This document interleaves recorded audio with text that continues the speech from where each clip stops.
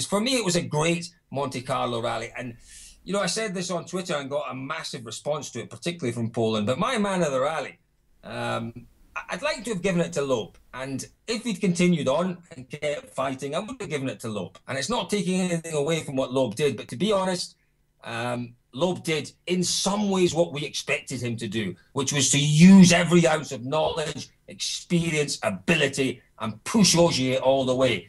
The man of the rally for me, the man of the Monte, was Kubica. He was just blindingly fast. Stage 10, 2 minutes quicker than Sebastian Loeb. It was the most astonishing run through a stage that we've seen in a long, long time. And okay, he had some very, very big moments and then an unfortunate moment at the end of the penultimate stage. What was that, stage 14?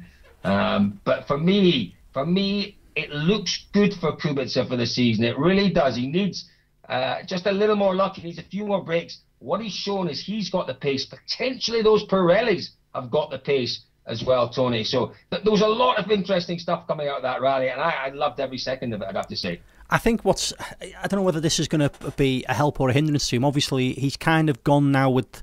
I don't think he's under the M Sport umbrella now, is he? He's kind of a standalone with M Sport assistance now. I don't know whether that's going to be a help or a hindrance to him throughout the season. Obviously, maybe... No, well, I'll tell you what it will be. I was very fortunate. I had dinner with Mr. Kubica one evening, and it was fascinating. It was two of the most fascinating hours of my life. Would you believe I said about 4 words in 2 hours, which for me is some kind of record. That's never happened, Colin. That's never happened. It did. It genuinely happened, Tony, because I actually had met, at that point, a man who liked to talk more than I do in Mr. Kubica. He likes to talk, and listening to him was absolutely fascinating because... You know, we take for granted our World Rally Championship stars, and because they're all such nice people and they're all such approachable people in the World Rally Championship. But, you know, these Formula One gods are all slightly aloof, aren't they? They're slightly unattainable, they're slightly unapproachable. But Kubica isn't that sort, and to sit down with him and listen to him talking for probably an hour and 20 minutes about Formula One was absolutely fascinating. But he reserved the last 3/4 of an hour for the World Rally Championship. And he was relatively critical and relatively scathing about the lack of standards. But listen, I was fortunate or unfortunate to work in Formula One for a little while. And the worlds apart. I mean, the money that's spent in Formula One is massive. The professionalism in Formula One, that's not being detrimental to the level of professionalism in our sport, but the level of professionalism in Formula One is at a different level.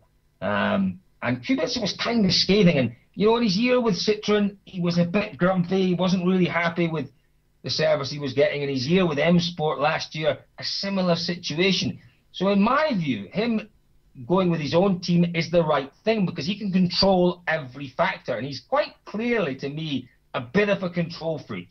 He needs to feel he's in control. He needs to know about every element of every aspect that he's working with. And really the only way to do that is to have your own team. It brings with it lots of different challenges, lots of different responsibilities, lots more work. But he also seems to me to be a workaholic. You know, he puts so much effort, so much work into the rallies. And, you know, he has time. He says that. He's got time between rallies. So he's clearly going to put that time into running his own team. It's a proper setup. They bought a factory. They bought 2 cars. They bought in engineers. They are properly going for it with this team, Tony. And I think it's the right move for him because there'll be no one else to blame. It's all his responsibility now. So is that a bit much for a driver? Perhaps, but maybe not for a man of Kubica's abilities, of Kubica's setup. You know, he's a very, very particular type of character, or what I've managed to find out about his character. And I think it'll suit him. I think he'll work well with it. Remember, as I mentioned earlier, they've gone with Pirellis this year. They looked great on the tarmac. They looked fabulous on the snow in January, so we can assume they'll be good on the snow in Sweden as well. I think it's the right move for Kubica, and I really hope that it pays dividends for him this year. I must admit, the stages I'm just having a quick look now. I was out on. You're probably going to have to help me with the pronunciations a little bit here, Carl. Which was SS5, which was Saint Julien. Saint-Julien, yeah, that's good. Yeah, I was out on that stage, and I must admit there was him. Kubica, Ogier, Loeb and Elvin Evans were visually the fastest drivers through that section, and possibly Meek just on the edge of them. But they were visually quicker, and Kubica was the one that really stood out. And again, I was about 3Ks in on the end of the Turini, ironically just before where he went off, because he went off about a K past where I was. And that's why we managed to get that little video up on the Facebook page of Total Rally, if anybody's seen it. And because literally he was a kilometre away where he went off, and he was visually the fastest driver through the section where we were. And it was the kind of driving that there was no margin. Every time I seen him, there was no margin. If something was going to go wrong, it would go wrong, and there was no way you're going to catch it, because it was going far too quickly.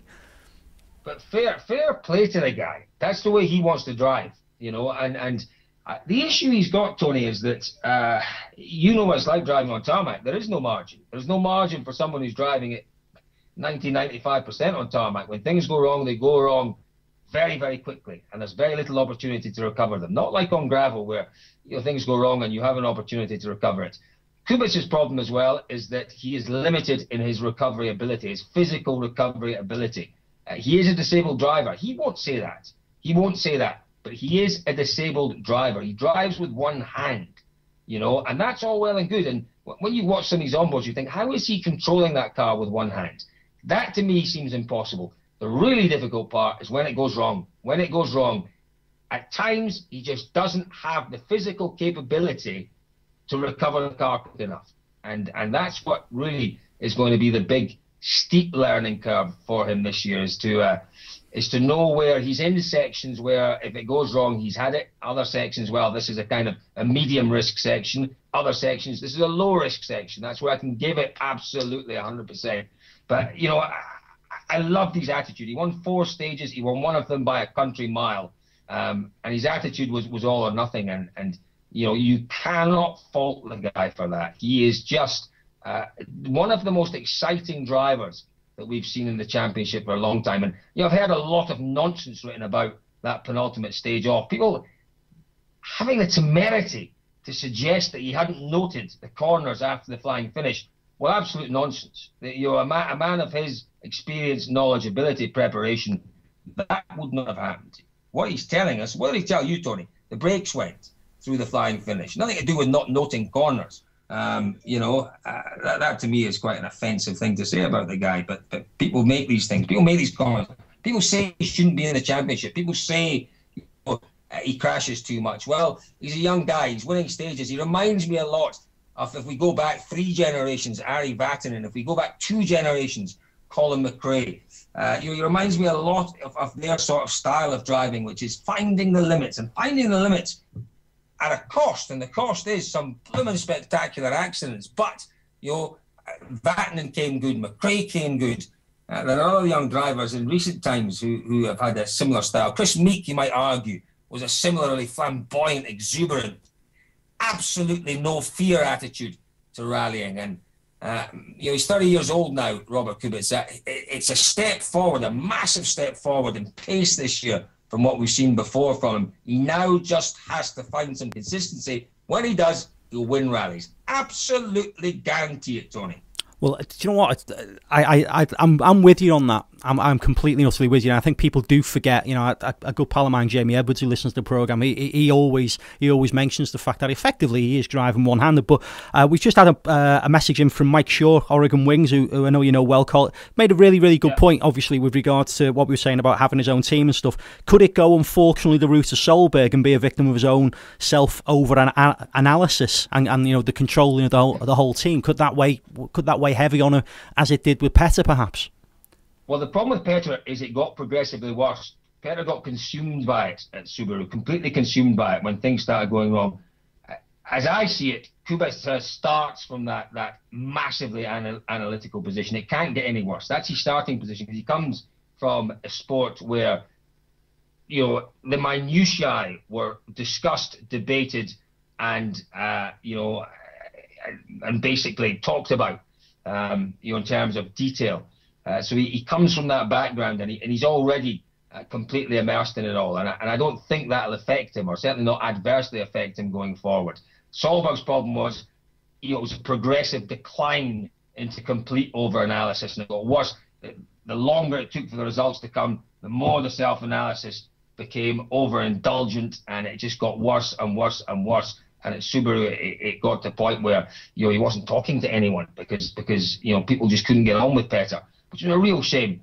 It got a little better when he had his own team, but I don't see that problem being a similar problem for Kubica, because he starts from that position where he analyses absolutely everything to the nth degree.